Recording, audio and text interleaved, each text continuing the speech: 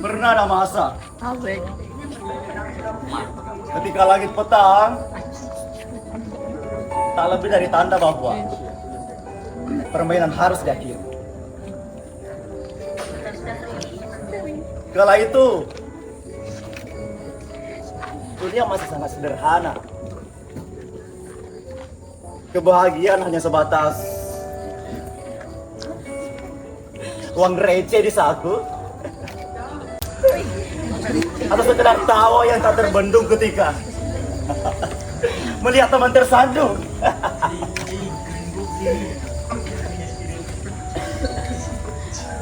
Namun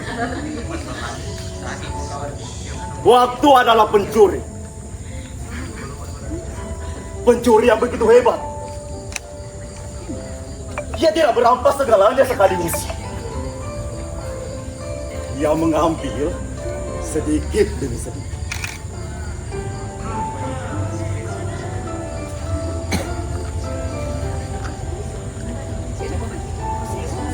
Kadang aku bertanya,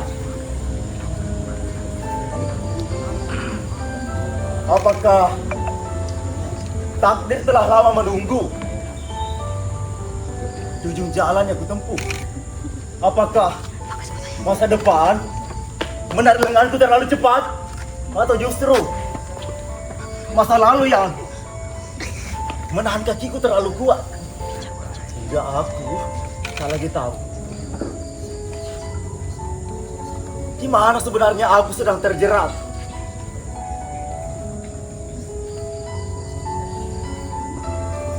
Siang dan malam tulang dan dagingku bergulat dengan firasat-firasat yang tak selesai. Sibuk menggali makna hingga ke ujung kesadaran.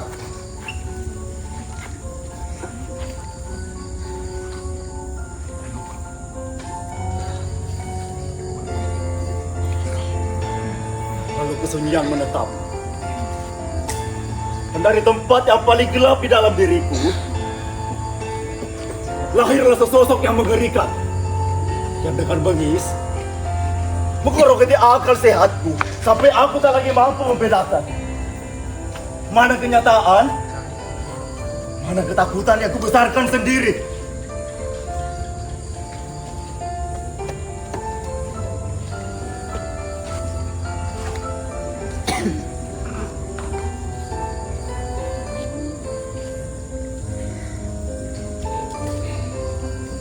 Tidak semua yang berdiam di dada mampu diterjemahkan menjadi kata. Barangkali karena itulah Tuhan menciptakan air mata, menciptakan malam yang panjang agar manusia dapat runtuh diam-diam tanpa perlu menjelaskan apapun. Karena ada luka yang bahkan bahasa pun gagal menjangkaunya.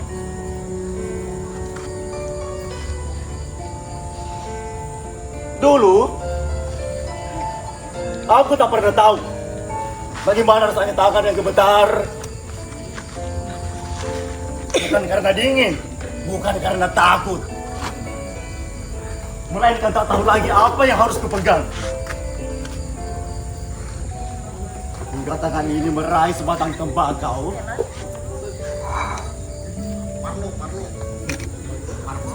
yang kuselipkan di sela-sela jemariku. Bukan karena ingin, melainkan pikiran yang penuh pertengkaran membutuhkan sesuatu untuk dibakar.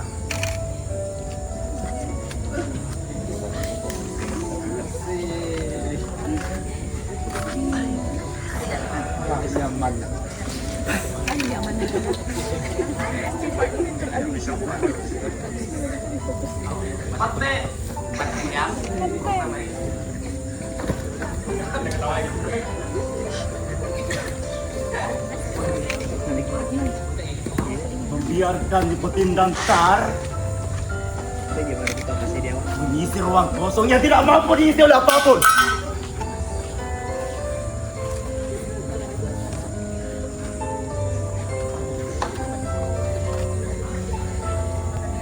Lalu pada suatu malam, dinginnya merayap sampai ke tulang. Aku melihatnya kembali. Anak kecil itu duduk di ambang ingatanku. Matanya masih seperti telaga. Dan dengan segenggam permen di tangannya, aku mendengarnya berkata, "Kak, apa setelah dewasa kita menjadi bahagia?" Aku terdiam. Karena untuk pertama kalinya, aku tidak memiliki kebohongan yang cukup indah untuk menjawabnya.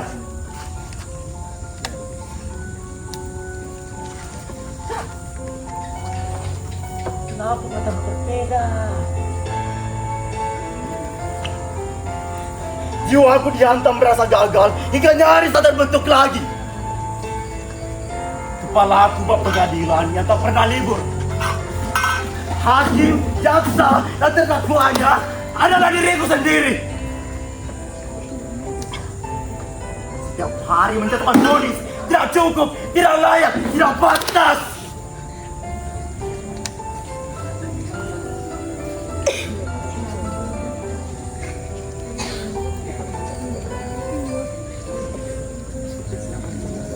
Pada malam itu, aku menatap cermin. Lama, sangat lama.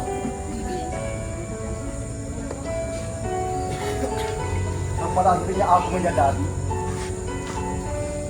bahwa seseorang yang berdiri di hadapanku masih membawa wajahku, masih menyandang namaku.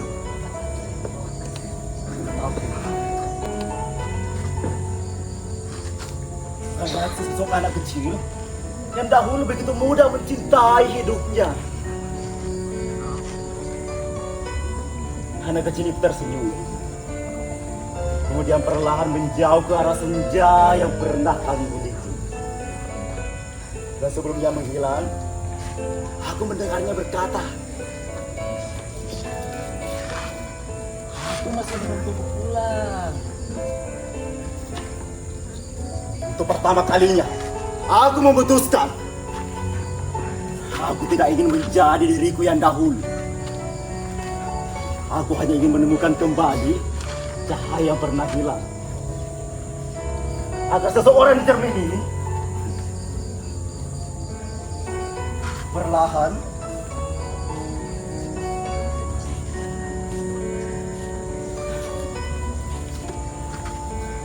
dapat menjadi aku lagi.